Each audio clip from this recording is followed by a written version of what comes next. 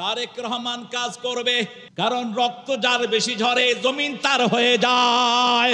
তারেকের শরীরের এমন কোন জায়গা নাই যেখানে তাকে মেরে মেরে আহত করা হয় নাই। কোকোকে পিটিয়ে দুনিয়া থেকে বিদায় করে দেয়া হয়েছে। সূরা বনী ইসরাঈলের 33 নম্বর আয়াত, মান কুতিলা মাজলুমান, যাকে অন্যায়ভাবে হত্যা করা হয় তার আত্মীয় স্বজনকে আমি ক্ষমতা দান করে দেই। এই পরিবারটাকে তছনছ করে দেয়া হয়েছে, ঠিক তবে ঠিক হেন কষ্ট নেই, তাদেরকে দেয়া হয়নি।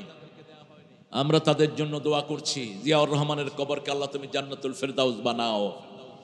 আল্লাহ তারেককে দিয়ে তুমি বাংলাদেশে কোরআনকে প্রতিষ্ঠিত করে দাও।